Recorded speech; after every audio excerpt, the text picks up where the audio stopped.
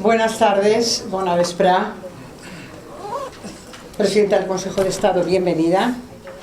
Presidenta del Consell Jurídic Consultiu, president del Consell Valencià de Cultura, diputadas del Grupo Socialista en las Cortes Valencianas,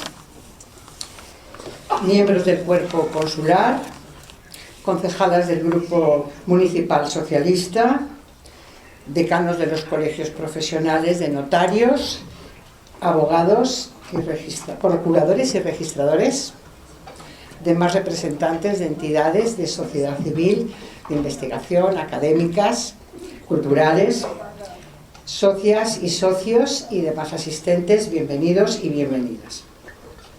Es un honor tener esta tarde con nosotros a la presidenta del Consejo de Estado y he de agradecerle que haya aceptado nuestra invitación otra vez, porque Carmen Calvo ya estuvo hace 20 años en el Club de Encuentro, en el año 2006, cuando era ministra de Cultura en el gobierno del presidente Zapatero.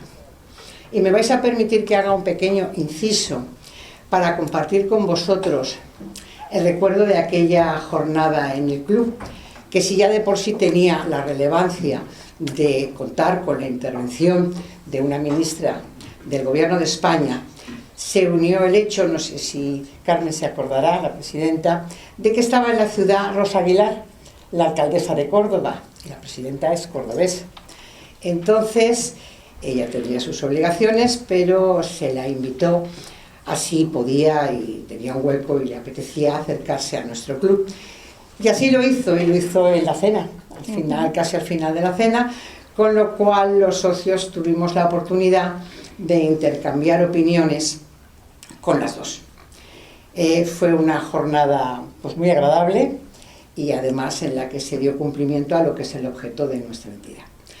Pero bueno, dicho esto, precisamente hoy, presidenta, yo te he de agradecer que vuelvas a estar con nosotros. Y este año, porque este año se conmemora el 5º centenario de la creación de la institución que presides. Una institución que se caracteriza por el rigor jurídico, la independencia de criterio y esa voluntad de servicio público. Como sabéis, el Consejo de Estado, su funcionamiento no atiende a la coyuntura política ni a las presiones a corto plazo, sino que funciona en atención a lo que es cuestiones de Estado y en defensa del interés común. Todo ello fortalece nuestro Estado de Derecho y precisamente por eso, y desde el Club de Encuentro, Manuel Roseta, nosotros nos unimos a los efectos de trabajar en ese objetivo, pues para contribuir en la medida de lo posible en la calidad de las instituciones, a esa reflexión serena y sobre todo a reflexionar serenamente sobre todas las cuestiones públicas importantes. Y compartimos, pensamos, la convicción de que nuestra democracia se fortalece con el pensamiento crítico, el diálogo informado y desde luego el compromiso con el interés en general. Y en ese sentido he de decirte, presidenta, que pues nos unimos a esa conmemoración del 5º centenario del Consejo de Estado, que supone un reconocimiento a ese trabajo que se realiza y que además nos sumamos a los valores que se defienden en el Consejo de Estado y a su proyección futura en la democracia de la que nos vas a hablar. Así que muy bienvenida y muchas gracias. Le voy a dar la palabra para que nos presente a nuestra invitada, a Ana Botella, socia del club, exsecretaria de Estado de Seguridad y actualmente es la presidenta de la Asociación Atlántica Española.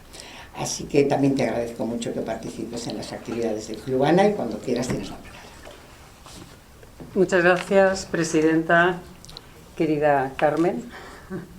La verdad es que es una alegría enorme poder estar hoy aquí, desde luego un honor estar aquí como socia, con la Junta Directiva del Club de Encuentro Manuel Roseta, al que en tanto respeto y aprecio tenemos en Valencia, y a todas las autoridades, amigos y amigas aquí de la ciudad que habéis venido esta tarde.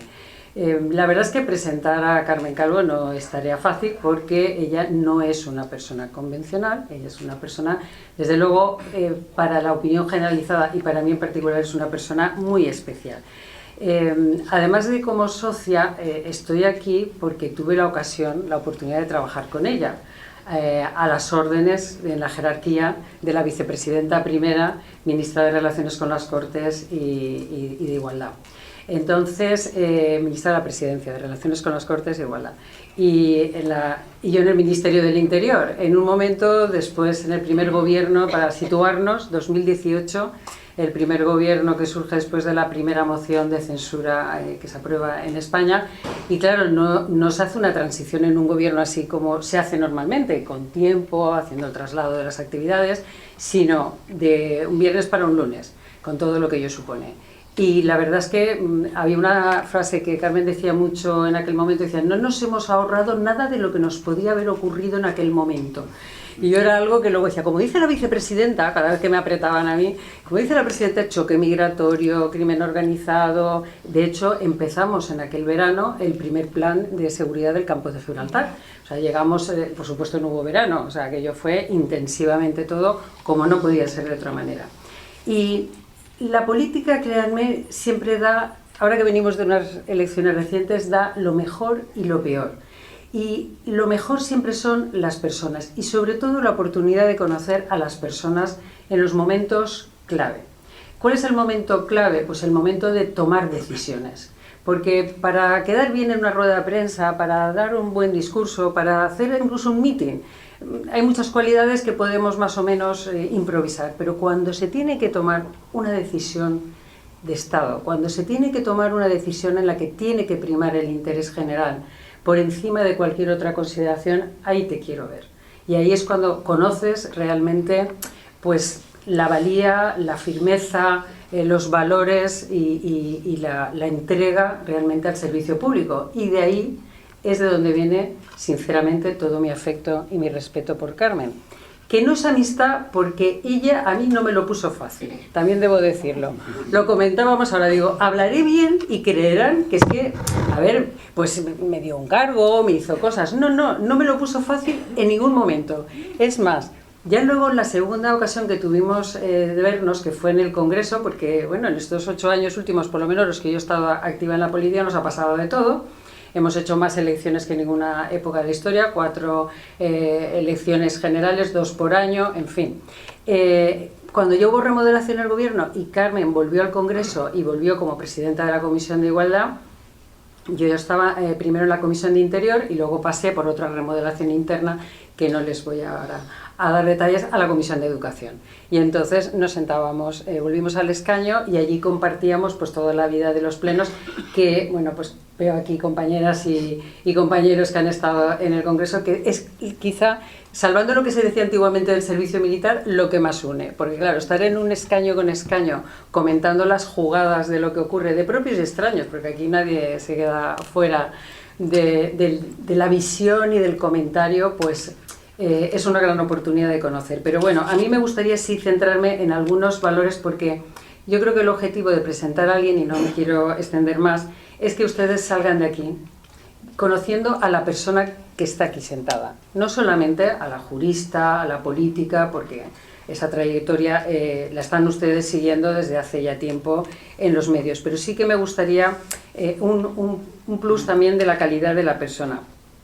Carmen es una persona de una inteligencia jurídica muy sólida, como decía, de convicciones profundas, y quienes la conocen, y ya se está viendo, ella viene a dar la conferencia con una hoja y yo tengo 2 y soy la que presenta, o sea, que ella viene segura de sí misma y sabiendo lo que va a decir. Pero yo no quería que se me olvidara nada porque aquí no se nos puede olvidar. Hay una característica también muy suya, y es que en medio de alguno de esos barullos que teníamos en aquel momento o situaciones de estrés, ella vicepresidenta y yo en los temas de interior, o sea, cada vez que nos veíamos era por algo serio. Entonces íbamos allí todos organizando lo que se pudiera y entonces de repente se te queda mirando y dice, ¿pero tú estás bien? ¿A ti qué te pasa?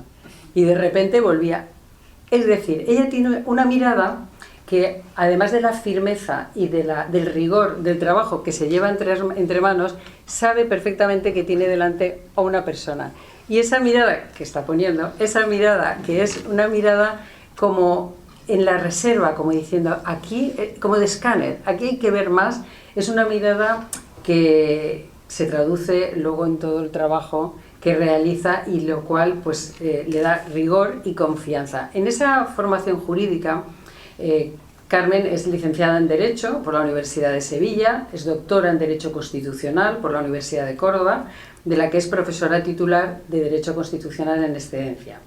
Y esta formación jurídica pues no es un adorno más que podría ser. En una trayectoria política tan grande, bueno, pues yo he tenido un desarrollo jurídico académico y ahí quedó. No, esa es la que le caracteriza para que de una manera especial le lleve a los valores en la acción de gobierno o bien en la acción ahora en el Consejo de Estado como una garantía para la actividad democrática en este país, que tanta falta nos ha hecho porque hemos tenido que recuperar muchos años del pasado.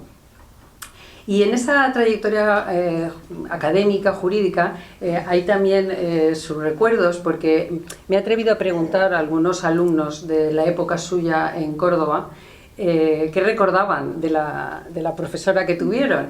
Y entonces es curioso cómo los jóvenes captan a las personas. Es que, bueno, aquí que hay profesores, alguno de ellos me decía, pues era una persona de un feminismo muy avanzado hace 25 años. Lo siento, tengo que decirlo. Hace 25 años. Bueno, pues por ahí. Una persona de un feminismo muy avanzado, de un feminismo inclusivo, eran sus palabras, dice, porque ya entonces nos decía, y ellos se les ponían los ojos a cuadros, queridos alumnos y alumnas. Y claro, aquellos hace 25 años eso era una novedad. Todos ahí como diciendo, y luego ya habías tenido, se ve, alguna trayectoria ya pública, fue una etapa que volviste a la universidad y les sorprendía mucho tu cercanía. Eso también, creían que las personas que habían tenido un cargo y tal, pues que tenían que ser ya personas que no se relacionaban con nadie. Sin embargo, ella pues era una persona próxima que explicaba y la vocación docente. Entonces esas son características que ella va salvando en el tiempo. También me gustaría destacar, además de esa faceta o de esa identidad, de esa caracterización feminista, que es una feminista de raíz, no una feminista de superficie. Hubo una entrevista, que no sé si recordarás, que describe muy bien la cuestión. Es de una revista que se llama Política y Prosa, y titularon Carmen Calvo, una feminista indomable. O sea que ahí ya van captando la personalidad. Y además de esa trayectoria feminista que es de autenticidad, de años de recorrido, está la profunda convicción socialdemócrata que Carmen tiene, que ha desempeñado con lealtad absoluta a unas siglas y a un proyecto, que es el proyecto del PSOE, y yo creo que es muy de agradecer que a lo largo del tiempo las personas seamos capaces de mantener esa trayectoria, mantenernos con los cambios. Esto es como en la familia. En la familia, a ver, hay discusiones, hay diferencias de criterio, pero uno siempre vuelve a su familia.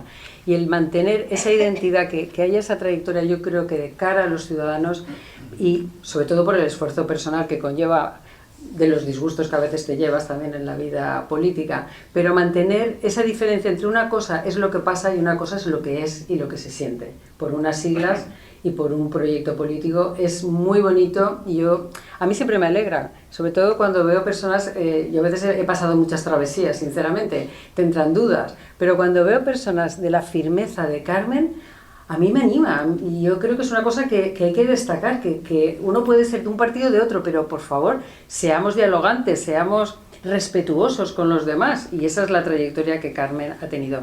Carmen preside hoy el Consejo de Estado, comentábamos, qué suerte, qué bien que te haya tocado en esta época, porque a veces nos toca construir, y decir, oye, 500 años, pues 500 años que vienes a dar el colofón, y que pueda, y de la manera que ella lo enfoca cuando pues considera que el Consejo de Estado es ese hilo conductor de la historia del Estado español durante 5 siglos, y que es una garantía que permite tomar decisiones públicas con distancia, con serenidad, con sentido jurídico y constitucional. Y eso también es un mérito, porque eso es una directriz. Eso no cae llovido del cielo.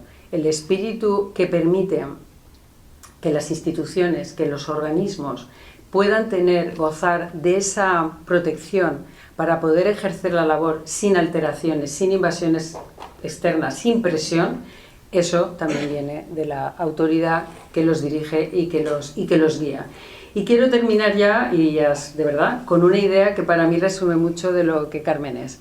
Ustedes habrán oído hablar mucho de los hombres de Estado. Es un hombre de Estado. Todos nos hacemos una composición de lo que es un hombre de Estado. Una persona pues, que tiene una capacidad de ver a futuro, de que antepone los intereses generales a los particulares, respeto a la Constitución, pero muy pocas veces se oye hablar de mujeres de Estado.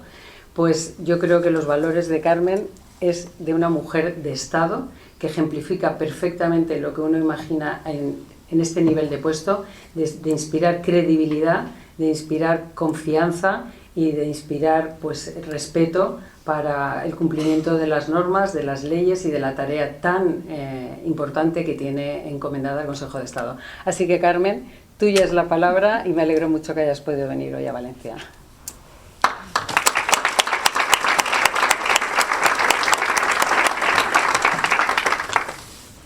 Buenas tardes, estimada presidenta de este club para pensar, ¿no? Para encontrarnos, que tan necesario es siempre, y yo diría que ahora tiene un añadido de necesidad, ¿no? En cualquier lugar del mundo, también en nuestro país.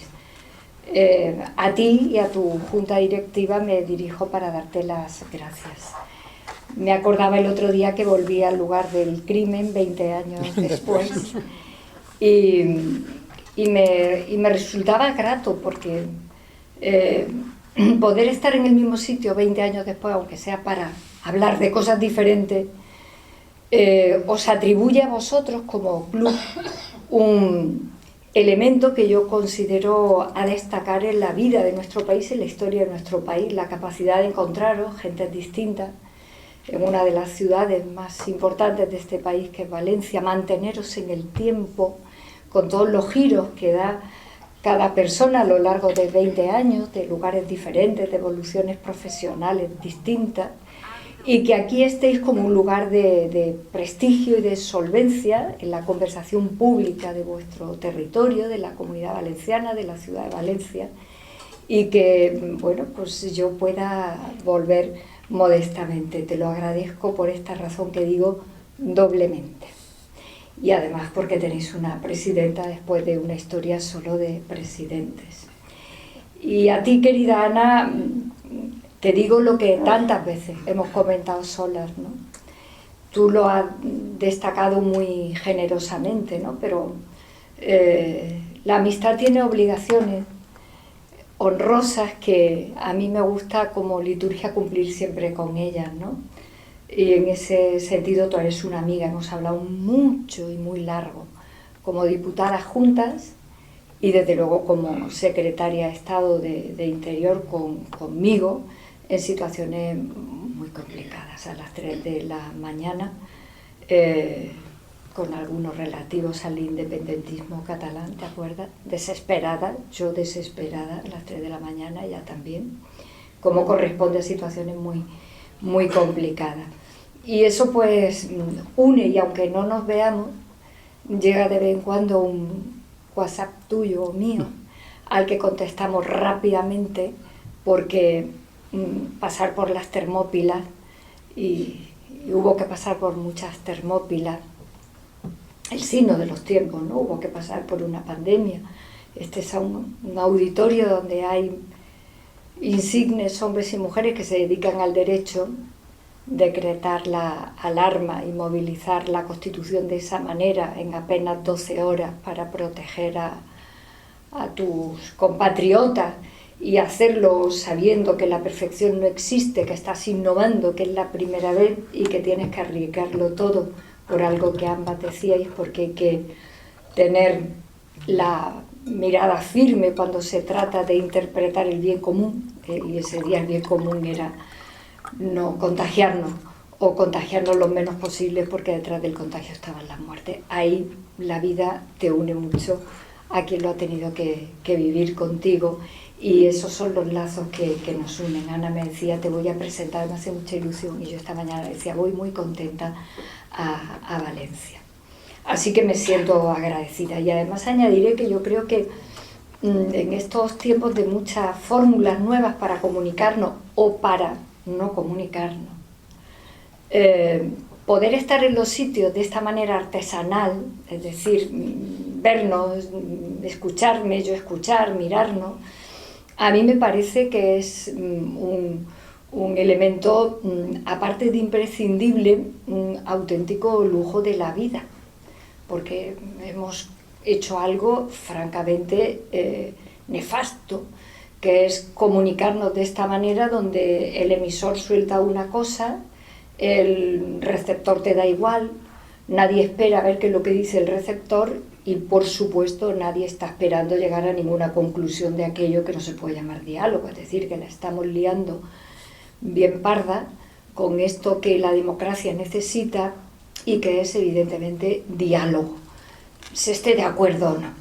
Ya diré casi de entrada que a mí el nombre este que le hemos puesto a la manera esta de estar en la conversación pública últimamente en cualquier lugar del mundo, que le hemos puesto la palabra polarización, yo no la compro, como diría cualquier hoy el lenguaje callejero, ¿no?, coloquial, yo no lo compro. Polarizar está bien, o sea, polarizar se trata de sostener posiciones muy diferentes y no ceder, ¿vale?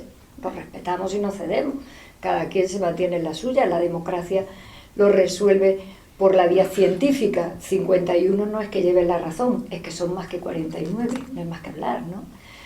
Le hemos puesto polarización y lo que estamos blanqueando son formas autoritarias, sin educación y sin piedad de unos contra otros, pero decimos polarización y pareciera que con esto ya lo hemos nombrado y lo hemos desarticulado, y no es verdad. Polarizar está bien, lo que no está bien es no poder tener ni un solo espacio donde 2 o 500 diferentes puedan encontrar que tienen espacio compartido. Así que yo de entrada es que ni siquiera cumplo lo de la polarización. A las autoridades que están aquí, a mi homónima y al resto de hombres y de mujeres que esta tarde del lunes, que arranca la semana, han pensado que lo mejor que tenían que hacer era venir aquí de manera tan abundante. Yo lo agradezco mucho por lo que decía antes. Creo que es una suerte en estos tiempos tener un auditorio al que vienes con mucho respeto y con mucha voluntad de compartir, y a un auditorio como este, cualificado, importante, enjundioso, pues deciden que te van a prestar la atención un rato. Así que me siento afortunada, francamente afortunada para esto que he tratado de constelar mínimamente, que es un poco los espacios donde ahora nos encontramos, y que tienen que ver con algo que un día un amigo catedrático de ética me dijo: Carmen, todo va muy rápido y la violencia de todo tipo es muy rápida. Los afectos, la amistad, la reflexión, la academia, las instituciones tienen que ser lentas, porque lo que importa es lento y la violencia es muy rápida. Así que por eso valoro mucho poder estar aquí con un cierto tempus tranquilo. Me van a permitir que diga algo que yo creo que tiene armonía, ¿no?, con mi presencia aquí esta tarde. El nombre que lleváis, el de Manuel Broseta, tiene que ver con el Consejo porque él fue consejero de Estado. Hace poco estábamos también convocados a recordar a Francisco Tomás y Valiente, a Paco Tomás y Valiente, que también fue brevísimamente consejero de Estado, apenas un mes, y que también fue asesinado vilmente por ETA. Es decir, estábamos delante de magníficas cabezas de importantes contribuciones en el Consejo de Estado, que, como bien decía la presidenta y como bien decía Ana, es un lugar que no se sostiene 500 años por casualidad, sino porque va recorriendo incluso todas las constituciones menos una, y porque va acompañando al Estado en una perspectiva diferente en cada tiempo, pero esencialmente la misma: lejanía del combate político, una cierta lejanía de quienes tienen que tomar la decisión para esa función que es la función consultiva, calmar un poco lo que la democracia necesita, que es también el sano combate de confrontación de las ideas. Pues tengo aquí a uno de mis letrados mayores que me ha dado un lapsus al verlo aquí, dicho, me he equivocado de sitio, si yo estaba en Valencia para otra cosa, luego he recordado que era valenciano. Pues a eso nos dedicamos, y de hecho, en general, y salvo situaciones muy puntuales, todos tenemos la autocontención de saber que por debajo están nuestras ideas, que están legítimamente, pero que allí de lo que se trata es de ahormar para nuestro Estado de Derecho, para nuestro Estado constitucional, la mejor opción posible, que no la tomamos nosotros, que la toma quien la tiene que tomar, que es el gobierno legítimo de nuestro país y las Cortes Generales. Y yo creo que eso es extraordinariamente importante, y de hecho me gusta mucho contarlo en este año del aniversario. Nacemos con una idea muy moderna, esta cosa que los españoles tenemos entre nuestros activos y nuestros pasivos. Nuestros pasivos no tenemos una buena relación con la historia en general. Los españoles estamos embroncados con la historia en general, con la lejana, con la cercana y con todo lo que se mueva. Tenemos unas dificultades con la memoria importantísimas, por alguna razón que será bien compleja. De manera que tenemos trozos de nuestra historia que saltan, que no existieran, seguramente porque somos una península muy grande, que se nos olvida que lo somos, y que este lugar, que es España, ha sido un lugar de trasiego tan inconmensurable de todo tipo de tránsitos entre el importantísimo Mediterráneo que nos conecta con Oriente, pero hacia el otro lado con el océano, y tan cerca de otro continente, que yo siempre he pensado que nos ha dejado una historia bien singular, mestiza y complicada, y yo creo que a los españoles nos cuesta trabajo hacernos con ella. Y en ese sentido desperdiciamos las oportunidades en las que España, sin patrioterismo barato y muy actual, podría haber activado en el mundo algunas circunstancias en las que hemos sido francamente valientes, inteligentes y pioneros. A mí, repito, me gusta recordarlo. Y lo recuerdo al hilo del Consejo de Estado, porque el Consejo de Estado nace cuando una de las personas con más poder sobre su exclusiva persona, que era el emperador Carlos V de Alemania, para nosotros Carlos I, entiende en un rapto, yo creo que de inteligencia, que resulta muy difícil tomar decisiones con tanto poder omnímodo, con pocos frenos, obviamente, sin que haya nada que te contrapunte desde fuera para decirte en algún momento eso no, o eso sí, pero así no. Y crea el Consejo de Estado, se llama Consejo de Estado desde el principio, es decir, el Estado existe. Y en esta sala, donde hay muchos hombres y mujeres que saben mucho, el Estado es un concepto mucho más amplio que el poder concreto, incluso del monarca. Engloba, en términos modernos, todos sabemos que el Estado engloba el territorio, la población y el poder organizado.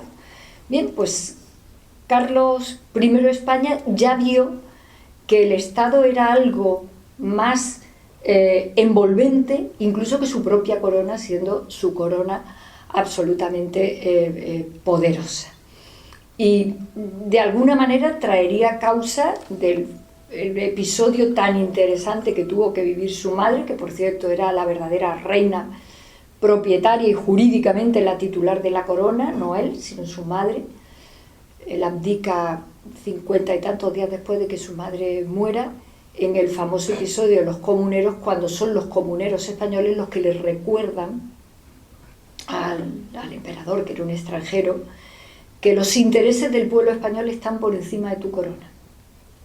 Esto es un planteamiento de una modernidad espectacular, política y jurídicamente hablando, en la historia del mundo, hasta tal punto que el otro día lo contaba en público porque me resultaba muy divertido. Uno de mis consejeros me mandó un WhatsApp a las 3 de la mañana, porque está en noctámbulo, y me dijo: mira lo que dice Francis Bacon a la corona inglesa. Ya podría tener la corona inglesa un Consejo de Estado que contrapunteara al monarca como tiene España. Pues estas cosas nos pasan a los españoles con mucha frecuencia. Somos incapaces de reconocerlas, de ponerlas en valor sin demasiada parafernalia que no venga al caso, y las dispendiamos. Así que me he permitido esta entrada porque creo que tiene mucho que ver con haber elegido hablar de democracia ahora. Quiero decir que un país que ha podido tener ese hilo conductor de lo que ha representado el Consejo de Estado y lo que sigue representando ahora mismo, en conversación ad hoc antes de entrar aquí, yo les decía, por nuestras manos pasan la semana de antes de que los ciudadanos sepan que eso va a ocurrir, de sus instituciones constitucionales, legales y legítimas, o bien el gobierno, o bien las Cortes Generales. Si hablamos de producción legislativa, los asuntos importantes pasan por nuestras manos una semana antes, de manera discreta, de manera callada, de manera solvente, donde muchas cabezas tratamos de ajustar con una doble viabilidad. La decisión nunca es nuestra, ni la oportunidad política tampoco, porque esa le corresponde a las urnas, y a nosotros no nos han elegido las urnas. A nosotros nos corresponde solo ajustar que la decisión es correcta a la legalidad, a la constitucionalidad, al Estado de Derecho.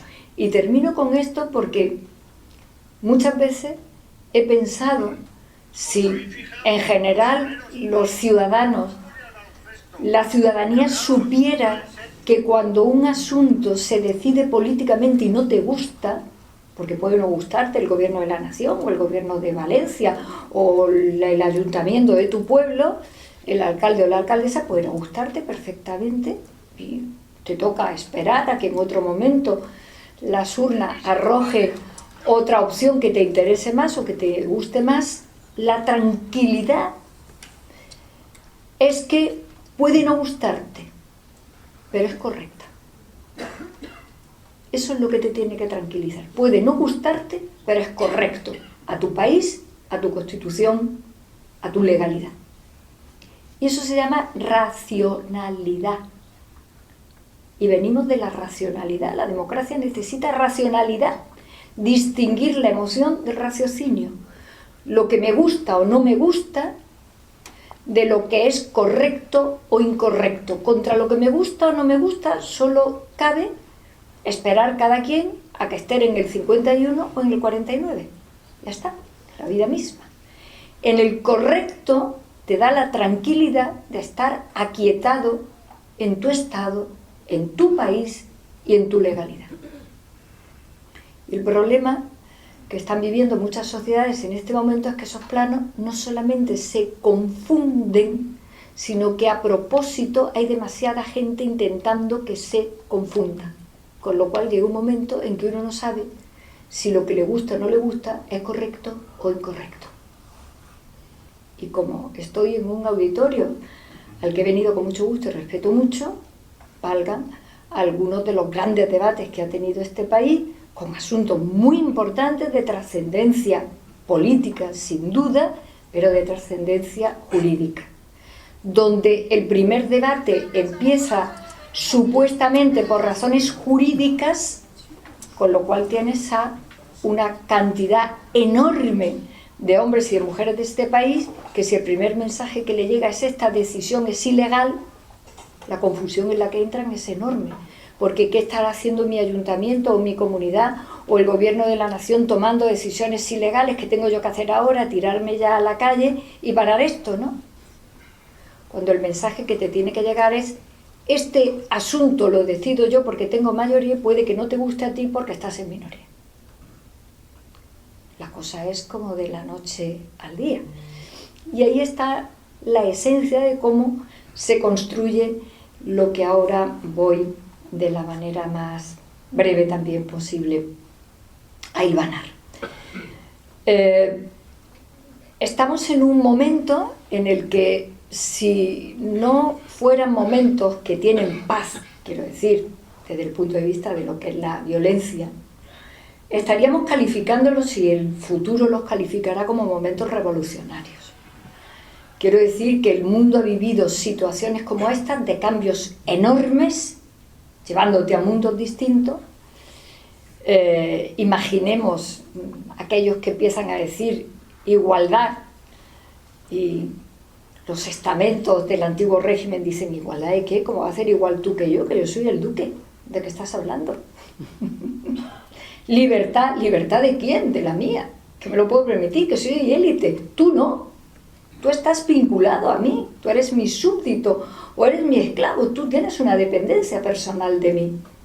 Imaginar cuando aquello salta, el momento es verdaderamente explosivo, porque la fórmula de aquel giro que la humanidad da, tan tremendo desde la Europa continental, requiere de actos de extremada violencia. Y como ese otro momento de la historia donde los giros han sido casi de blanco a negro. Ahora estamos viviendo uno de esa naturaleza. Lo que ocurre es que por primera vez en la historia, los tránsitos que estamos haciendo no necesitan de ese tipo de violencia que hemos visto a lo largo de la historia. Sí que hay violencia, la estamos viendo en el formato de los debates, de lo que decimos, de los límites que traspasamos para decir las cosas, sobre todo porque hay instrumentos que lo permiten desde el anonimato, y el derecho encuentra ahora muchas dificultades para darle a esto forma y cauce. También tenía el derecho muchas dificultades para darle forma y cauce cuando el mundo de repente se queda sin que el poder sea divino. Claro, cuando el poder es divino, ¿quién se atreve a ponerle a eso cauce? Es que quiere Dios. Es que Dios quiere que este individuo sea el rey. ¿Qué voy a discutir yo con Dios? Cuando de repente la humanidad se hace con que el poder es suyo, el poder le pertenece al pueblo soberano, que pensemos por un momento el giro que eso significa de todo punto de vista, que no es Dios, ni la reina, ni el rey, ni el zar, ni el emperador, que esta historia del poder como origen divino termina entre el siglo XVII y el siglo XVIII, y que la humanidad va barruntando algo muy importante, y es que el poder nos pertenece a todos. Imaginar la cantidad de tiempo que la humanidad ha tenido que ir avanzando hasta llegar al punto de decirse a sí misma: oye, el poder nos pertenece a todos. Y acto seguido es porque seremos iguales. Y acto seguido no somos iguales. Así que el Estado tendrá que hacernos iguales. El tirabuzón intelectual es brutal y tarda casi 200 años en ponerse en orden ese tirabuzón. Y se requieren de revoluciones, repito, con violencia extrema, como las hemos vivido, porque pasamos de un mundo a otro mundo. De un mundo donde la inmensa mayoría de la gente dependía de una minoría, incluso físicamente. En una sala como esta, los pleitos de jurisdicción llegaron hasta el siglo XX en nuestro país, donde había casas nobiliarias con posibilidad de impartir justicia. Es decir, la justicia no era un monopolio del Estado. Ese giro que nos lleva, repito, a un mundo completamente diferente, que es en el que ahora todavía transitamos, ahora está viviendo otro giro de horizontes completamente ignotos en algunos aspectos y difíciles ahora mismo de abarcar. Al siglo XIX le cuesta un trabajo enorme que el derecho, que es una de las grandes herramientas de la humanidad, se haga con aquello. Hacerse con aquello fue muy difícil. Hubo que inventar las constituciones como normas jurídicas, no como pacto político, sino como norma jurídica que hay que cumplir. Hubo que inventar el derecho laboral para decir, mi fuerza de trabajo, tú me la contratas con unas condiciones que negociamos, y saliendo yo del trabajo, yo soy un ser tan libre como tú, aunque los medios de producción los tengas tú, la propiedad la tengas tú, y yo no tenga más que mi salario, toda la línea en la que hay que equilibrar trabajo y capital, es decir, el mundo de la riqueza y la pobreza tradicional, y el derecho deviene en un gran instrumento que va dándole forma a todo esto después de que se produce una eclosión tan grande como decirle a la gente que son iguales. Es más, me importa mucho contarlo en público. Hay ajustes tan interesantes como el ajuste que hacen los hombres pobres y los hombres ricos cuando se produce para ir organizando el Estado representativo, es decir, el Estado en el que ya se le reconoce la soberanía al menos a una parte del pueblo, y el primer invento de organización de ese poder es que voten los varones propietarios de sufragios deficitarios, cánovas, que voten solo ellos, sobre el argumento de que ellos son los que tienen la propiedad, son los que arriesgan. Aquello duró muy poco, y duró muy poco porque los hombres pobres rápidamente sintieron que el poder era suyo, con la legitimidad de ser una mitad de la humanidad absolutamente preponderante sobre la otra, que somos las mujeres, y dijo, nosotros vamos a votar también, porque votar no es un asunto de propiedad, es un asunto de la dignidad de ser iguales. Y porque el poder no tiene que ver con la propiedad, sino con la organización de nuestras vidas. Y engloba muchas más cosas que la propiedad, muchas más cosas que la economía, que diríamos ahora, que el modelo económico. Y lo dejo ahí colgando esta idea porque luego la quiero rescatar. Los hombres pobres y ricos ajustan rápidamente cuentas ahí y votan todos. Y el Estado representativo quiere seguir avanzando sobre la idea de soberanía del pueblo sin nosotras, sin las mujeres. Una de las grandes frases de Clara Campoamor, cuando interroga de manera retórica en la tribuna del Congreso de los Diputados, dice, ¿de qué pueblo español estáis hablando? ¿De qué España estáis hablando? ¿De un pueblo español que no somos nosotras? ¿De una España que no somos nosotras? No entiendo de qué estáis hablando. Cuando se lee esto, a veces se hace una interpretación en clave de análisis feminista, pero no. Clara estaba entrando de hoz y coz en la única teoría posible para sostener la democracia, y es que el poder le pertenece soberanamente al pueblo y a todo el pueblo. Y cuando digo a todo el pueblo, digo a los hombres ricos, pobres y a las mujeres. Y que los únicos límites que se van a poner, evidentemente, son los que conocemos. Edad por discernimiento o alguna circunstancia que lleve aparejada una sentencia que evidentemente, que además es muy restrictiva la sentencia que suspende el derecho de participación política. Esas son todas las cordilleras que van recorriendo la idea de la democracia, que es una idea muy compleja para la propia humanidad porque se tiene que despojar de muchas cosas y tiene que encontrarse de manera muy difícil con ella misma. Con ella misma. Por eso la idea de que el poder le pertenece al pueblo sigue siendo muy incómoda y muy escurridiza. Y en este momento de grandes cambios sin violencia física, lo que se vuelve a cuestionar es justamente esta idea. ¿Qué poderes opacos desde atrás pueden doblar la idea de que el poder es del pueblo? Y nos inventamos algoritmos, redes, hackeos, intervenciones en las vías telemáticas, informáticas de un Estado sobre otro para torcer ¿qué? La esencia de la democracia, que el poder le pertenece al pueblo y que la sangre que va a bombear todo el sistema tiene que tener un principio limpio, limpísimo, que es proteger el sufragio de todo el mundo y el conteo exhaustivo. No resulta raro, a mí desde luego no, imagino que a mucha gente tampoco, que las primeras cuitas que se hacen en las nuevas fórmulas de autoritarismo sea a ver qué va a pasar con las elecciones.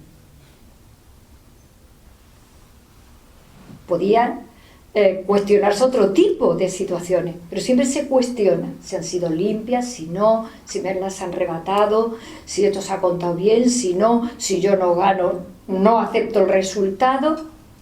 No sonará raro que la cosa ande vueltas por ahí, porque sigue siendo escurridiza e incómoda en muy diferentes fórmulas. Por eso, y teniendo la obligación que tengo de no hablar de ningún asunto que pase por mis manos, como decimos cuando prometemos el cargo, negocio que me sea encomendado, en la fórmula tradicional, la inteligencia artificial, donde va a presentar espacios mucho más complicados y mucho más inquietantes para el sistema, es en todo lo que afecte al derecho electoral y a las elecciones. Dicho de otra manera, nos vamos a jugar muchas cosas en estos formatos nuevos de acoplarnos a la inteligencia no humana, pero en cualquier caso, donde nos la jugamos es si somos capaces o no, mediante estas técnicas y el derecho, de proteger el núcleo central de todo el modelo, que son las elecciones, los procesos electorales.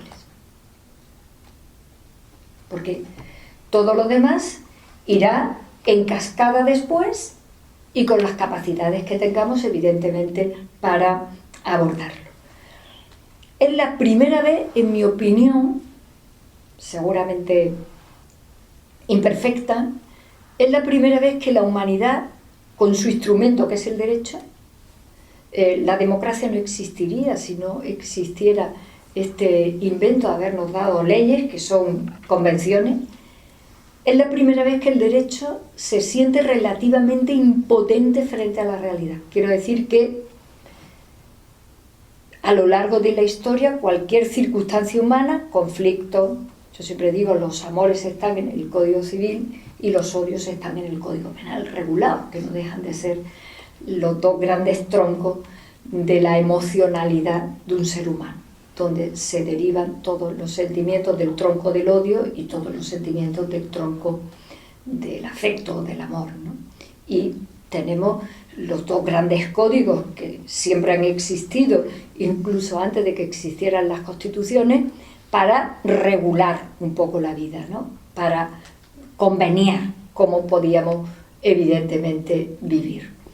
Pero el instrumento era humano, el instrumento era lógica, coherencia, conceptos, raciocinio, argumentos, pruebas, límites, hasta el punto de que en el derecho penal uno de los grandes límites, extraordinarios límites, aquel de la democracia, por razón casi de humanismo, tiene que permitirse, ojalá que no, pero tiene que permitirse a un delincuente fuera de la cárcel antes que a un inocente dentro, porque esa era la prueba del algodón del humanismo del sistema.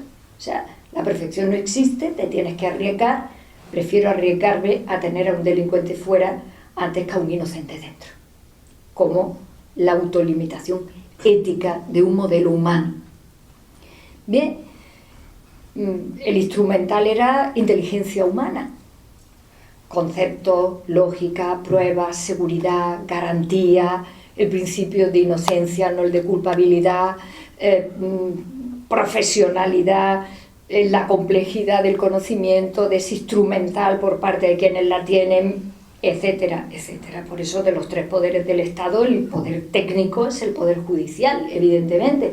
A nadie le exigen ningún tipo de conocimiento previo para otros cargos públicos, ¿no? Ahora no. Ahora, si las tecnologías no ceden, no quieren, no las controla, al derecho se le escapa. Al derecho se le escapa, en una parte muy importante. Estamos delante de un fenómeno tan nuevo para nosotros que el instrumental humano de toda la vida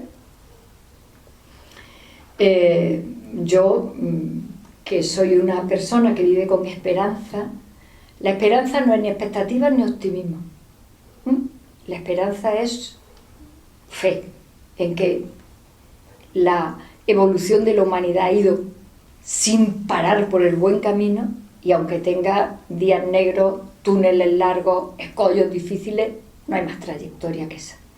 Por eso digo que tengo esperanza en que el derecho se haga finalmente con todo esto, y cuando hablo del derecho estoy hablando del instrumental de navegación con todo esto. Pero ahora mismo estamos en un jaque mate que no sabemos. Estamos en un jaque mate que cada vez que hay un proceso electoral decimos, ¿qué ha pasado? Ha habido momentos en el que hemos podido descubrir cómo un país, vía otro, ha intervenido en unas elecciones y lo sabemos. Que además con dificultades probatorias y con dificultades de sanción, porque estamos hablando del plano transnacional y el mundo no tiene instrumentos de gobernanza mundial todavía, y desgraciadamente aflojando lo poco que tenemos en estos tiempos, porque el mundo se enfrenta a la gobernanza global. Y eso va a ser difícil, ¿no? Lo siguiente de difícil. Igual de difícil que fue todo el siglo XVIII y el siglo XIX para hacernos con todo esto. Lo traigo aquí porque yo creo que necesitamos, los demócratas, los que somos demócratas, estar muy firmes en las convicciones ahora mismo. Muy firmes y muy activos. Demócratas en la pluralidad ideológica que evidentemente la libertad de pensamiento te permite. Pero la gran amenaza es tener confusión con esto, en este momento, y no ser capaces de distinguir la defensa cerrada de la democracia frente a las nuevas formas de autoritarismo y a las novedades con las que se está enfrentando el mundo, que curiosamente el autoritarismo las envuelve, y no tener la percepción clara de la posición que hay. Incluso que las queramos confundir con la idea o con la ideología que cada quien tenga, que siendo y cabiendo evidentemente en un modelo como el nuestro, constitucional, siempre son respetables. Esta es la gran preocupación que yo tengo en este momento, que el barrido del asunto sea un vendaval tan grande que la confusión se produzca absolutamente en todos los niveles. ¿Qué ocurre en este momento? En mi opinión, cuando el derecho ha ordenado las emociones, las ha ordenado bastante bien, por cierto, a veces no nos damos cuenta, pero eso es lo que hemos hecho, ordenarlas, las hemos recortado para que existan diferentes posibilidades, hemos vuelto a la casilla de salida con las emociones en este momento. Y de hecho, yo imagino que en esta sala habrá alguien que le haya pasado igual que a mí. Qué casualidad que en las redes lo que tienes que poner es me gusta. Porque el lenguaje, antes hablábamos del lenguaje, el lenguaje es un maestro, la lengua es una maestra, va por delante de ti 7 veces. Como tú te pares a pensar bien en el lenguaje, es la que está mandando sobre ti y te va enseñando. Le hemos puesto me gusta, podríamos haber puesto otra cosa, le hemos puesto me gusta, es decir, para potenciar la subjetividad más absoluta. Me gusta, no me gusta, no tengo que dar explicaciones, porque uno de lo que le gusta no le deja de gustar, no tiene que dar ninguna explicación. Cuando pones una razón la tienes que explicar. Y además el otro la puede compartir. Incluso la puedes negociar. Puedes negociar hasta aquí yo tal, hasta ahí tú tal. Los gustos y la subjetividad no se negocian. Eso es lo que ha conseguido el derecho en bridar. Y ahora mismo está absolutamente fuera de control. Es más, muchos de los problemas que tenemos, incluso en las relaciones personales, en las relaciones paterno y materno-filiales, en las relaciones de trabajo, es que todo esto emerge a todos los planos y el plano es simplemente la emoción. La democracia se abre paso a partir del proyecto ilustrado porque se pone en lo alto de la mesa la razón. Sin razones no podemos compartir espacio. si a mí me gusta el amarillo no tengo que dar explicaciones y no voy a llegar a ningún acuerdo con el que le guste el azul, porque ¿a qué acuerdo voy a llegar? Es que eso no tiene acuerdo. Yo puedo llegar a un acuerdo con alguien que diga no estoy de acuerdo con la eutanasia y yo sí, o al revés, y podemos negociar qué tipo de ley. Incluso, claro, vamos a negociar que como es una libertad nadie va a estar obligado evidentemente a utilizarla, pero ese ya es un camino de razones.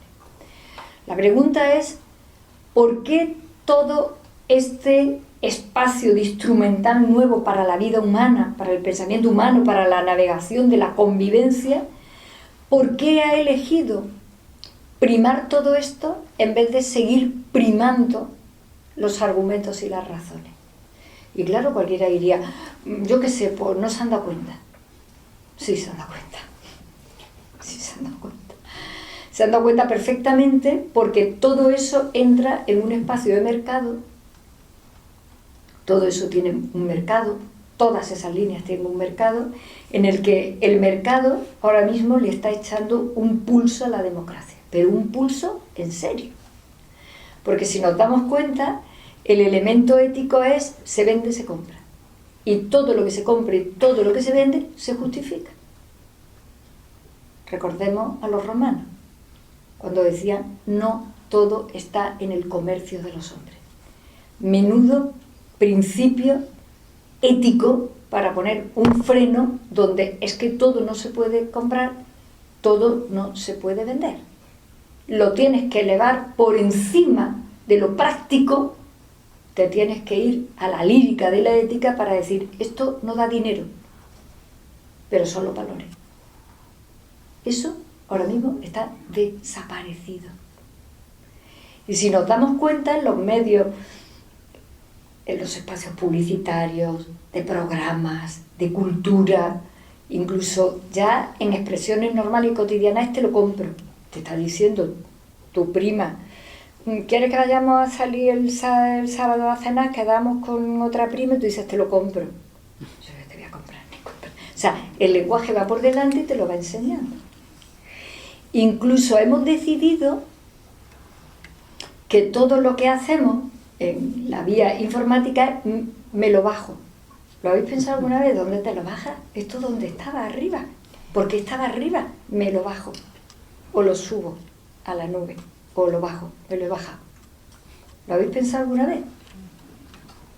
Es interesante porque hay un libro de Bapalardo que dice: los griegos tenían razón cuando decían que había algo por encima de nosotros que la humanidad se tendría que encargar lentamente de ir descubriéndolo de sí misma. Es lo que llamamos ética y humanismo. Ya está. ¿Qué somos en realidad? ¿Qué es la humanidad? ¿Qué somos como seres humanos? ¿Qué límites tenemos? ¿Qué objetivos tenemos que desarrollar de nosotros mismos? La libertad, sí, la libertad, desarrollándola. Eso es donde estaba, en la nube de los griegos, ¿no? Porque allí eran todos esclavos, básicamente, pero las élites. ¿De dónde tendríamos que bajar la idea de la igualdad? Desde luego no porque hubiera aceptación de la idea de igualdad. Las sociedades estaban estamentadas por castas y por diferencias brutales entre unos y otros, sería porque no lo tendríamos que bajar. Pues nos lo bajamos. ¿Lo habéis dado cuenta? Está en un lugar superior a nosotros, en un objetivo de ética superior a nosotros y además común para todos. Con lo cual, la democracia tiene que ir desarrollando, actualizando, bajando, materializando, regulando y legislando lo que en tiempos pasados eran verdaderas locuras y ensoñaciones que a cualquiera se le podía ocurrir soñar con semejante cosa. Me gustaba a mí, cuando ahora me lo he recordado, porque además Ana es que tiene en su familia un alumno, muy gentil, por cierto. Me acuerdo que le contaba algunas veces a mi alumno y le decía, oye, las cosas estas de los principios muy, muy novedosos en nuestras vidas siempre hay que tomarlos muy en serio, ¿eh?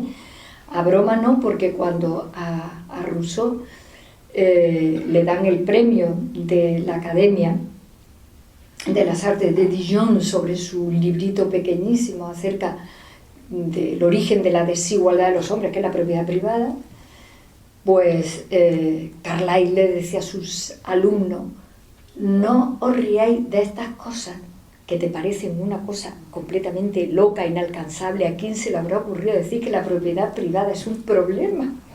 Y que además el origen de que unos sean propietarios y otros esclavos y no tengan propiedad, y que ahí está el problema de la humanidad. No ríais. Decía Carlyle, dice, porque la segunda edición del librito se escribió sobre el pellejo de los que se rieron de la primera porque pasaron por la guillotina. Esto era lo que Carlyle le decía a su alumno. No ríais. Porque tardó poco tiempo la segunda edición, pero se imprimió sobre el pellejo de los que se rieron. Bien, cuando ahora decimos mucho por demócratas y para preservar la democracia, porque no hay alternativa a la democracia, hay mejora y dialéctica constante acerca de cómo perfeccionarla, cuando hablamos de embridar todo esto, regular todo esto y que los estados se conviertan en garantes de todo esto, hemos abierto el combate con quienes piensan lo contrario. Y no es un juego de dinero, no es un juego de negocios de las grandes tecnológicas, es un problema de que vamos a seguir bajando de la nube de la ética de lo que es democracia o no. Así que cuando, decía Umberto Eco, cuando vuelva el fascismo, volverá con la bandera de la libertad, para engañarnos más todavía. Libertad de negocio, no, perdona. Es que el negocio y el mercado se adentran en un espacio donde destruye el propio sistema democrático. Y la democracia es un logro muy reciente y muy neófita todavía y muy imperfecta. Y a mí siempre me gusta decir, además, que hay dos maneras de atacarla y de, evidentemente, no protegerla. Quienes no creen en ella, porque evidentemente no creen que seamos todos iguales, y porque evidentemente algunos por estupidez y otros por poder piensan que el poder es de las élites, el poder es de las minorías que lo pueden detectar por diferentes razones políticas, económicas, religiosas también. Quienes piensan eso, que evidentemente es la identificación tradicional de los antidemócratas, o quienes piensan que la democracia es exclusivamente un sistema económico que tiene que resolver todas las necesidades a ser posible ya, esta tarde. Y si no, el sistema no funciona. Que es desde otro extremo una incomprensión absoluta de lo que es la democracia. La democracia tiene como valor superior la protección de valores que no son vendibles ni comprables, y muchos de ellos ni siquiera son evaluables económicamente. Y a mí esto me preocupa mucho, porque creo que a los chicos jóvenes no se lo hemos dicho lo suficiente. Con lo cual dice, pues yo tampoco le tengo tanto aprecio a la democracia, mejor otra fórmula dictatorial, porque total, yo necesito una vivienda y no la tengo, que es verdad. Pero si la democracia no me da una vivienda o lo que sea, pues ya mejor la democracia no, porque es el otro extremo. Y creo que lo hemos explicado muy mal o muy poco para decir que la democracia es un primer puerto de parada de una humanidad que se mira a sí misma y que se está definiendo qué somos, aparte de comer y de tener la casa y de todo eso, y de irte al centro comercial y de volverte loco con el consumismo. Somos algo más que eso, ¿no? Somos mucho más que eso, porque el derecho se ha encargado de hablar de ética, de dignidad, de límites. Claro. Por eso hace mucha falta que estemos más alertas que nunca, más complejos que nunca en el pensamiento, porque la simplificación es, como es negocio, no me lo puedes parar. Como es libertad, no me lo puedes parar. Como el Estado, no puede entrar.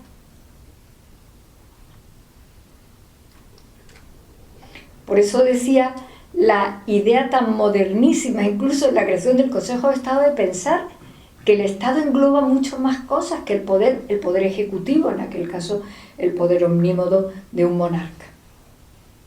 Y estas son las preocupaciones que hay que sostener ahora muy sólidamente porque están amenazadas. Porque están amenazadas como nunca lo han estado. Y además con una dificultad, como decía Eco, de no verlo, de no verlas venir. Y de no saber ni siquiera dónde dar la batalla, tu pequeña batalla en tu trabajo, en tu profesión, en tu ámbito, en tu familia, en tu pueblo, en donde sea. Porque a veces a la gente joven me gusta explicarle, y estoy mucho foro con gente joven porque los tengo de prioridad en mi vida, me gusta mucho decirle, la democracia es muy compleja, se parece a nosotros. La democracia se parece a ti, a mí, que somos muy complicaditos. Todo. Se parece una barbaridad al ser humano. Mucho. Le decía hace poco a unos chicos, ¿sabéis por qué hay 3 poderes y no 5 o 7 poderes del Estado? Hay 3. Uno que es lento y delibera, otro que es más rápido y ejecuta, y otro que entra si ha habido conflicto. ¿Alguno de los aquí presentes se ha planteado alguna vez, pues podía haber más, ¿no? ¿Por qué todas las democracias organizan 3 poderes? El legislativo, el ejecutivo y el judicial. Pues porque funciona como nosotros. Exactamente igual que funcionas tú. Primero te pones a pensar, y no se lo cuentas a nadie. Y te dices, te contradices, te das la razón, te la quitas tú solo, hago, no hago, digo, no digo, voy, no voy, acierto, me equivoco, hasta que ya en un momento determinado dices, ya tengo que hacer algo. O decir algo. Y sales de ti y eliges. Has elegido. De hecho, la neurociencia dice que el cerebro elige antes de que tú te des cuenta. Por lo visto. Ahí hay un lío interesantísimo en el derecho penal, porque si eliges tú antes de que te des cuenta, vamos a ver dónde ponemos libre albedrío. Y eliges. Y dices. Y en cuanto que dices, hay una reacción de los de fuera. Claro, hay alguien que te ha oído, ha visto lo que has hecho, y hay una contestación. Y hay un conflicto. ¿Estoy de acuerdo o no estoy de acuerdo? Ya he intervenido en la realidad. Y una vez que intervengo en la realidad, fastidio a unos, contento a otros, por lo que hacen los poderes ejecutivos, el gobierno de la nación, el de tu autonomía o el de tu pueblo. Y ya no puede estar contento todo el mundo. Y cuando eso entra en conflicto, tiene que venir alguien que lo resuelva. De muy diversa manera. Justicia constitucional o justicia ordinaria, como sea. Y tiene que entrar un tercero a poner orden allí, que es lo que suele ocurrir en la vida. Tiene el mismo circuito que un ser humano. Lo que no se parece a nosotros es el autoritarismo y el fascismo. Eso no se parece a nosotros. Porque el autoritarismo se parece al que lo ejerce nada más. El resto ya no existe. El resto ya no existe. Por eso me gusta mucho decirle a los chicos jóvenes, el fascismo, el autoritarismo es muy viejo, que no lo vendan como nuevo, que no lo envuelvan en novedad. Lo que es nuevo es la democracia, que nos ha costado miles de años llegar a decir, mire usted se llamará Nefertiti, Tutankamón, y usted dice que es un dios viviente, lo que usted quiera, pero a ver, que yo no como. Que yo no como y usted tiene un palacio. A ver, ¿qué hacemos con esto? Es así. Mire usted, que usted será el duque, pero verá usted que es que las tierras son suyas. Pero es que yo no voy a estar trabajando aquí de día, de sol a sol, días sin tener nada mío. A ver, o sea, nos ha costado miles de años ir desmontando toda una serie de estructuras, evidentemente, de minorías contra mayorías. Por eso la regla de oro de la democracia es que gobierna la mayoría con respeto a la minoría, pero no al revés. Y vivimos tiempos muy raros con esto también, muy raritos. Y tengo que confesar que yo, y aquí hay compañeros y compañeras de Derecho Constitucional todavía no sabe qué cascabel ponerle a ese gato, porque, claro, el derecho no puede regularlo absolutamente todo, porque si no nos quedaríamos sin el haz de lo que consideramos derechos, ¿no? Y sobre todo los derechos fundamentales, particularmente todos del tronco de la libertad, todos los del tronco de la libertad. Mire usted, se supone que las minorías se tendrían que autocontener un poquito, porque son minorías, ¿no? Y respetar a las mayorías. ¿Qué vivimos? Lo contrario. Minoría ahorcando mayoría. ¿Por qué? Porque puedo. Lo contrario de una razón. Me gusta a mí mandar yo, aunque tengo un concejal. Y tú tienes 400.000 votos más que yo. Pero como no hay ninguna norma que lo impida, el derecho de momento está bastante impotente con esto, en general. Hay días que te levantas y alguien... Esto forma parte de la conversación política, ¿no? Yo vengo de una elección, soy andaluza. Andalucía ha dicho, ¿cómo que Andalucía ha dicho? Andalucía hace que no ha dicho cosas con todos los partidos que se han presentado y con todos los resultados electorales. Andalucía ha dicho que quiere esto.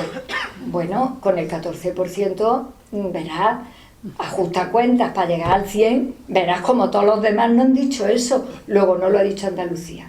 Estos pequeños silogismos, estos pequeños análisis de andar por casa de perogrullo, son los que ahora se escapan. Son los que ahora se escapan de las manos. Literalmente. Y todo eso va haciendo que de repente te encuentres con una demoscopia que te dice, hay muchos chicos, más chicos que chicas, pero también chicas, que entre los 18 y los 35 años, si los problemas materiales no están resueltos, pues ellos toda la democracia ven que no funciona. Y se incorporan electoralmente, como es lógico. En un país como el nuestro,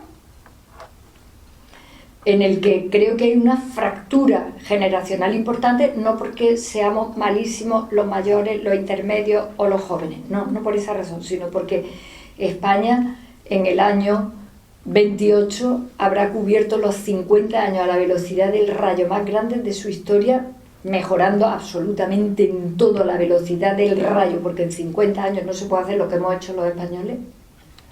Te lo dicen fuera, aquí no. Yo he estado en multitud de foros internacionales donde lo primero que te decían es ¿cómo lo habéis hecho?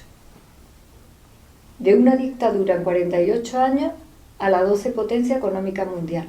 Una de las mejores 20 democracias del mundo. ¿Cómo lo habéis hecho los españoles? Yo siempre digo, ¿y qué somos españoles? Ni nos damos cuenta que lo hemos hecho. Vete allí, verás el lío que tenemos montado entre nosotros para que te caigas.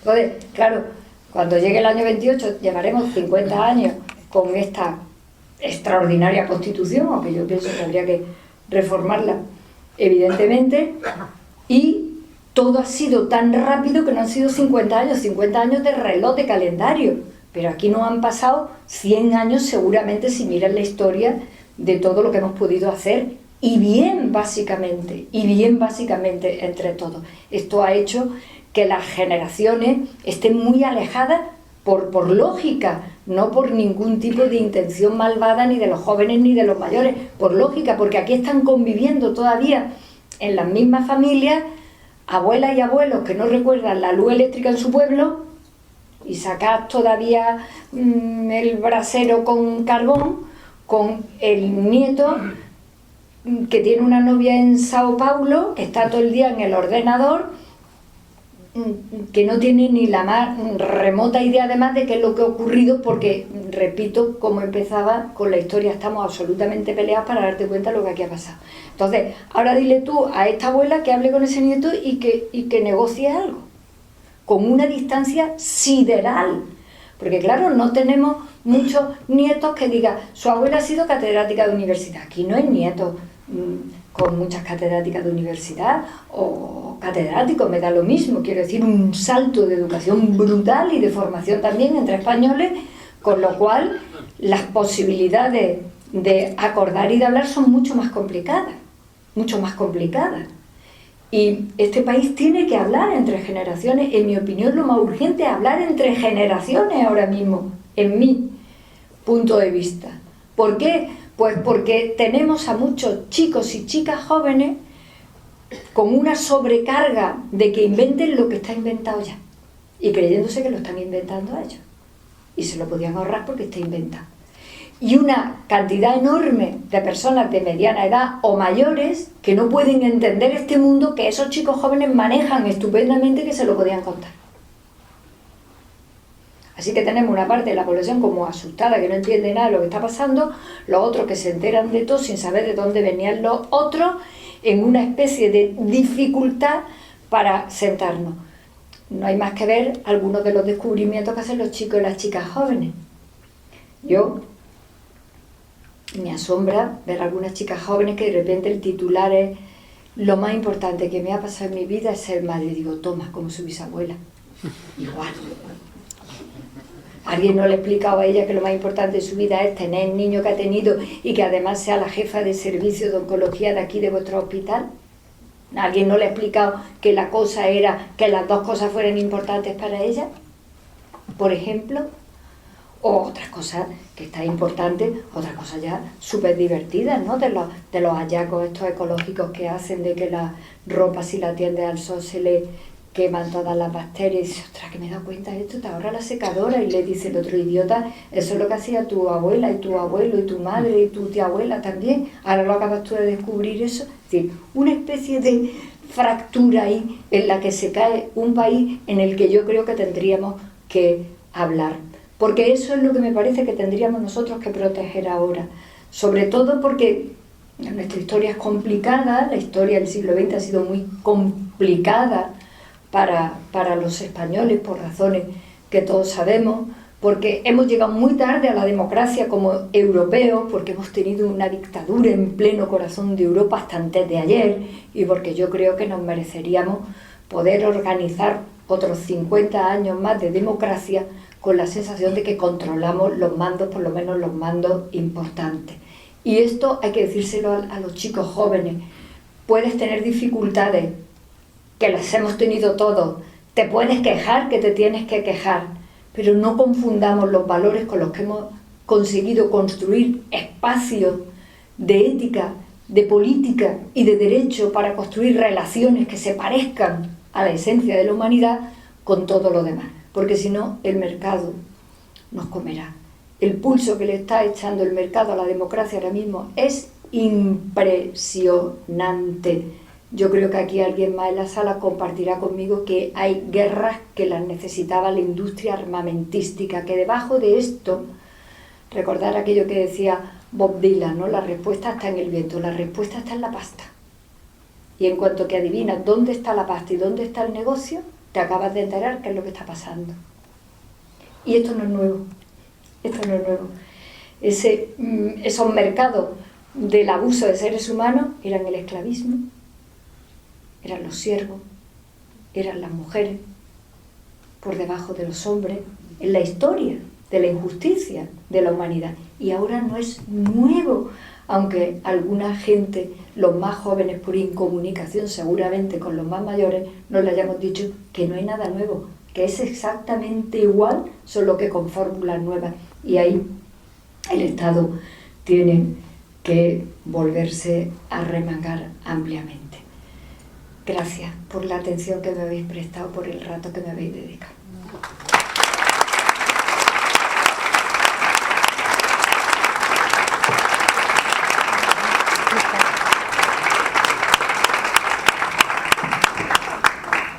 Presidenta, muchísimas gracias por esta ilustrativa y magnífica conferencia.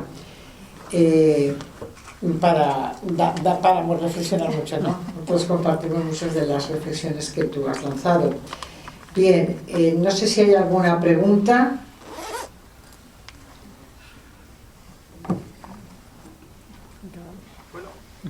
Sí, claro. Frederic, no, espera, que te dan el micrófono, lo tienes ahí. Vale.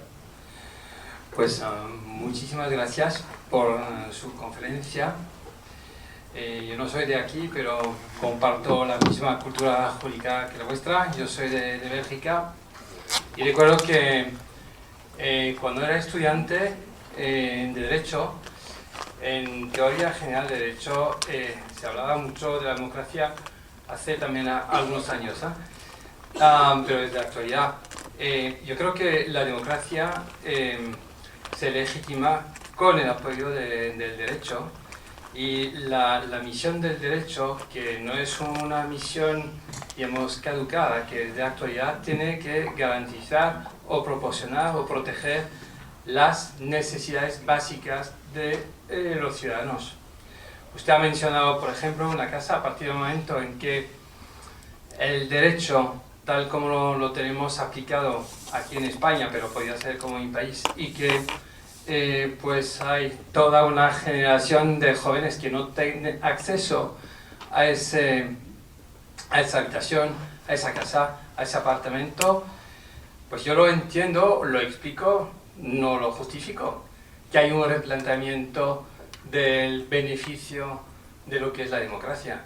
Y podemos, podemos replicar en el ámbito del acceso a la salud, el acceso a la educación, el acceso al empleo, etcétera, etcétera. Entonces, estoy de acuerdo con usted que pues, el Estado tiene que, con perdón la expresión coloquial, ponerse las pilas, porque ya el resultado que ha habido en varias autonomías españolas, pero en el conjunto de la Unión Europea, pues conocemos el resultado electoral, ¿no? La extrema derecha está ahí porque justamente hay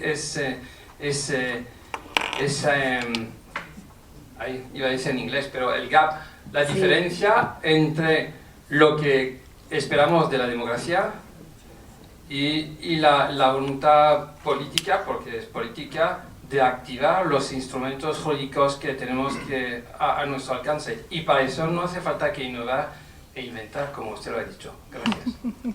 Gracias, Federica. A ver, mira, la primera parte del Estado representativo no incluye la idea del Estado social, del Estado de bienestar, claro. Porque la primera parte es organizar el poder de esta manera tan novedosa, y es que le pertenece al pueblo, y con eso ya es más que suficiente, y lo conocemos perfectamente como el formato del Estado liberal, ¿no? Controlar la seguridad y poco más, ¿no? Es la conmoción del periodo entre guerras, y sobre todo la Segunda Guerra Mundial, la irrupción del fascismo y del nazismo en Europa, lo que hace que nazca ese compromiso del que tú hablas, de que la democracia tiene que proveer, el Estado democrático tiene que proveer. Y es cuando se hace verdaderamente real el trípode de Estado democrático políticamente, social, económicamente, de derecho, jurídicamente. Claro, el trípode. Yo, en muchas ocasiones en este país, cuando de repente te encuentras que defendamos el Estado de Derecho, le digo, pues lo mismo que tenemos que defender el que es democrático y el que es social, porque van juntos, evidentemente. Pero esa es una idea que en realidad la historia no ha hecho más que empezar. No ha hecho más que empezar. Si tú miras la historia, no ha hecho más que empezar. Garantizar como derecho fundamental y como servicio público del Estado la educación y la salud y la sanidad, no ha hecho más que empezar. O sea, eso está en una parte muy pequeña del planeta. Ni siquiera Estados Unidos es capaz de hacer eso. Ni siquiera Estados Unidos es capaz de eso. No ha hecho más que empezar.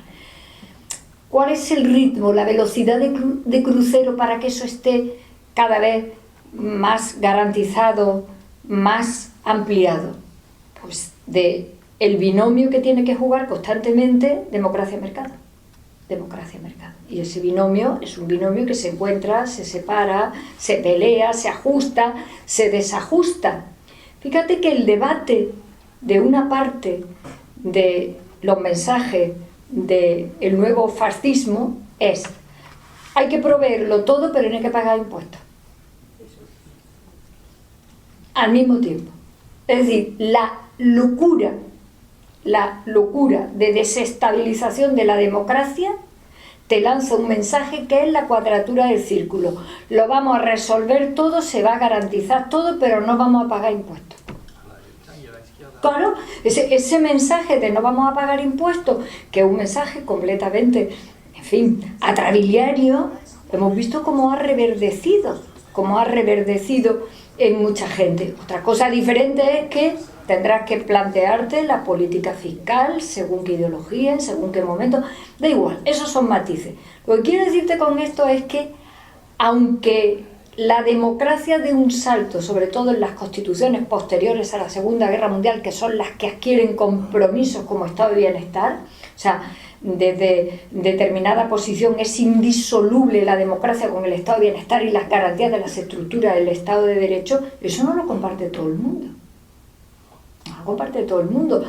Hay quien no entra en el tema, te lo voy a dar todo, pero no va a haber impuestos, en fin, de psiquiatría, y también está en que el Estado no entre, el Estado no entre. Si el Estado no entra, es muy difícil que el mercado lo garantice, porque además el mercado no es libre tampoco. El mercado no es libre tampoco. Es decir, que estamos en un camino relativamente nuevo, históricamente hablando, para hacer cosas de la nube, para decirle a la gente, al menos la educación, es decir, los conocimientos que necesitas para ejercer la ciudadanía en sociedades complejas, y la salud, que es el instrumento de tu vida porque es tu cuerpo, esto vamos a intentar garantizarlo, esto vamos a intentar ahora protegerlo como está protegido constitucionalmente, pero eso no ha hecho más que empezar. Por eso yo te decía, están quienes es que en esto no creen, mira que si te tienes que morir, que te mueres, y que si puedes pagar la sanidad, la pagas, y si no, que te mueras. Están desde esos hasta los de esto ya todo perfecto este año. Son dos maneras de no entender ni siquiera el camino largo, larguísimo, complejo, complejísimo que hemos iniciado, y además las primeras de cambio con gran combate. Hay administraciones, en el caso de Estados Unidos, que lo primero que han hecho ha sido desmontar lo poco que había de sanidad pública de la legislatura anterior. Y estamos hablando de Estados Unidos, que de momento es la primera potencia económica del mundo, de momento, porque después de la cara que tenía el otro día Xi Jinping mirando atrás, nos dimos todos cuenta que eso ya se había acabado directamente, que eso ya se había acabado, que esto va a acelerar evidentemente que la hegemonía en el mundo esté en otro sitio. Quiero decir que, claro, tú tienes un tiempo personal, tú y yo y todos los seres humanos tenemos un tiempo cronológico personal, y sabes que te morirás sin ver muchas cosas que quieres ver, que son justas, por las que estás peleando, y que te vas a morir sin verlas. Pero aquí lo que juega es el tiempo histórico, no el tiempo personal. Por eso decía, a los chicos jóvenes hay que decirle que incluso con todas las dificultades con las que el Estado tiene que dar la cara, incluso así hay que dar la cara por la democracia. Ese es el asunto. Ese es el asunto. Que no es fácil, evidentemente, que no es fácil. Porque además el mercado de todo tipo de cosas no es que te bombardee con necesidades, algunas reales y otras creadas, sino que además te bombardea con la casa del último futbolista que no se ha leído un libro en su vida, que no ha pisado un aula en su vida, y que además te da sopas con ondas en las redes, porque no es que tenga una casa, es que tiene 4 millones de euros cada una, y tú estás en tu casa sentado con 25 años diciendo, voy a acabar en el psicólogo. Porque esos son los formatos nuevos, y en esos formatos nuevos, claro, ocurre ya de todo, hasta que tú digas, ¿cómo es posible que este individuo tenga 3 casoplones de estas y yo no me puedo ir de la casa de mis padres todavía a un apartamento de 60 metros con una habitación? Esto es una novedad, esto es una novedad. Y en ese sentido, claro, pico pala, porque no podemos parar a vincular la democracia con el estado de bienestar. Hay muchos que pensamos que la democracia está vinculada con el estado de bienestar, si no, no está el Estado del siglo XXI haciendo el trabajo del que trae causa, que era igualdad, libertad y fraternidad, efectivamente. ¿Alguna pregunta? Raúl.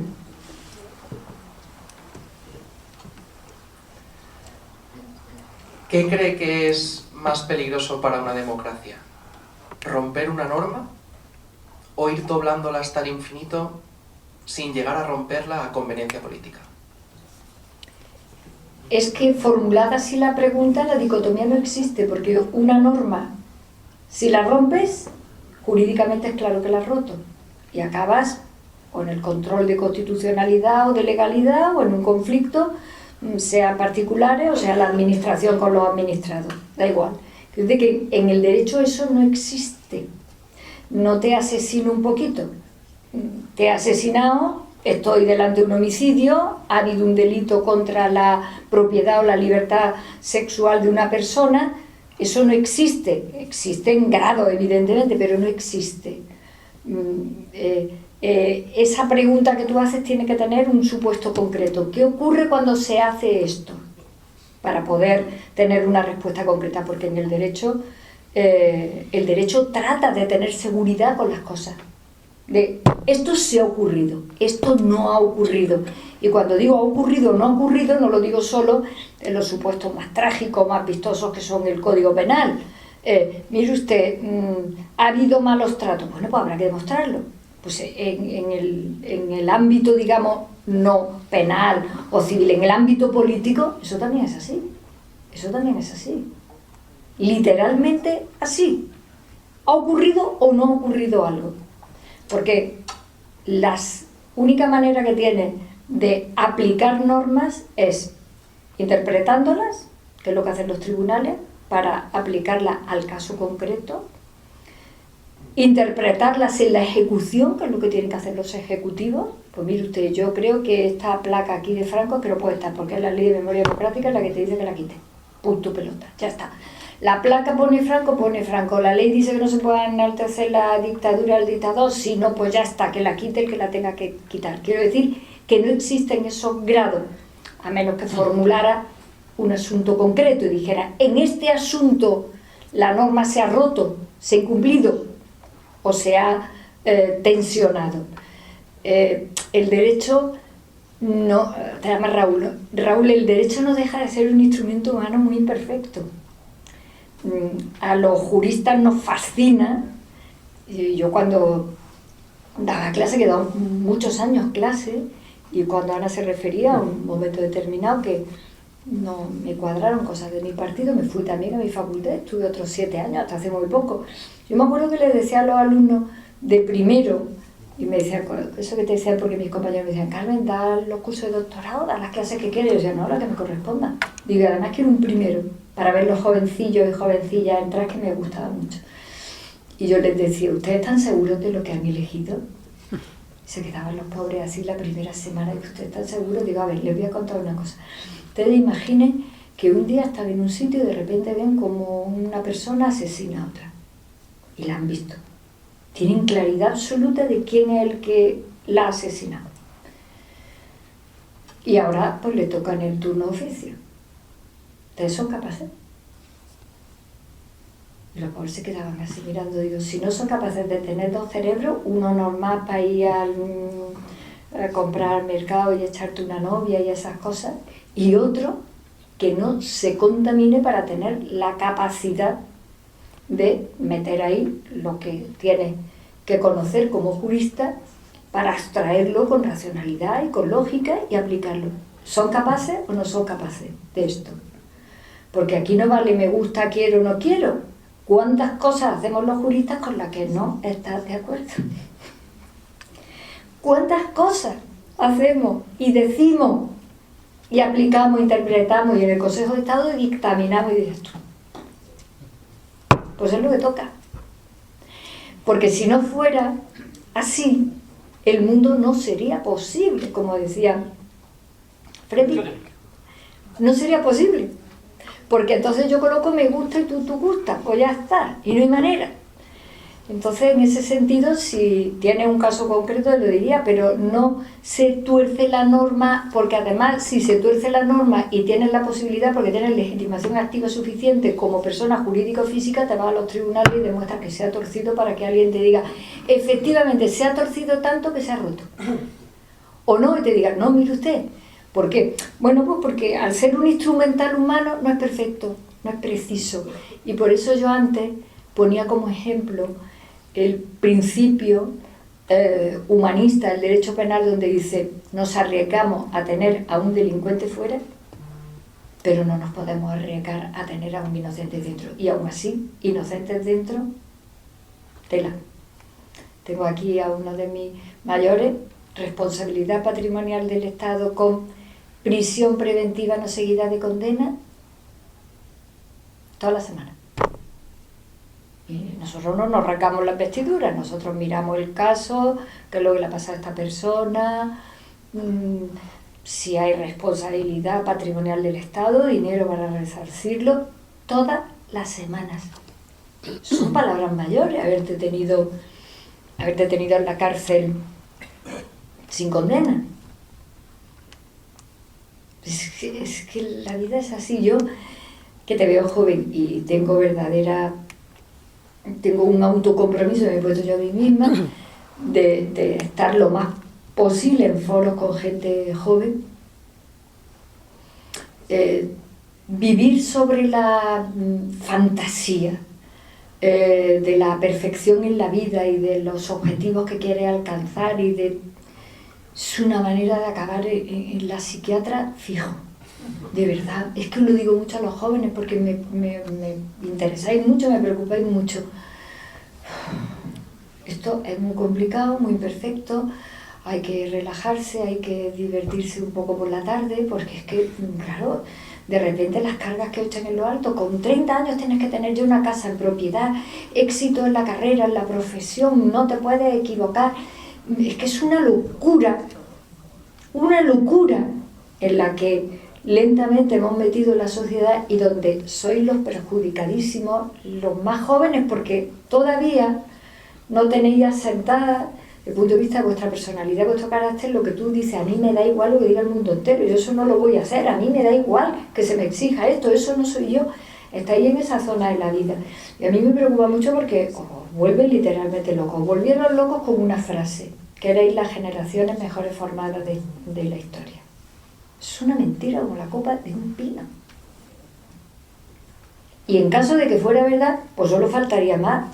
Si sois los primeros que habéis ido hasta de Erasmus, que va a ser la mejor formada de la historia de España, tu abuela, que a lo mejor no hizo ni el bachillerato. Menuda tontería el que se le ocurriera soltar esa salvajada.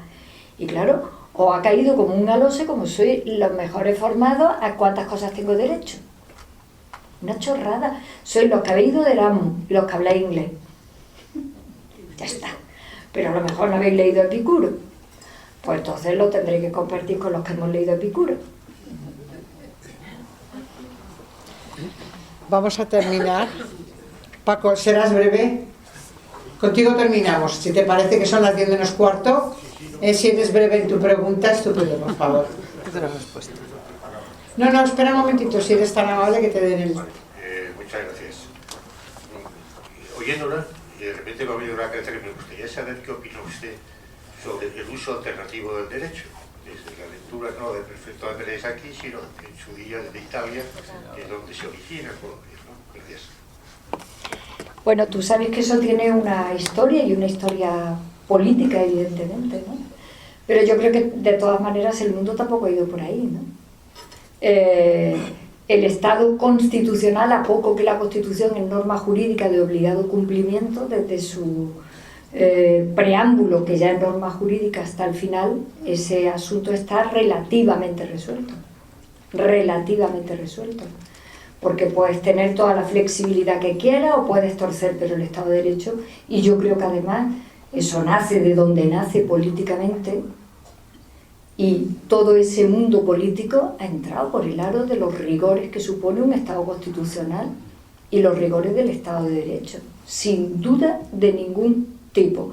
Es más, en una de las últimas movidas internacionales que hemos visto con la invasión de algún país, hemos visto algunas declaraciones en los extremos políticos bien gráficas sobre este asunto. No se invade un Estado.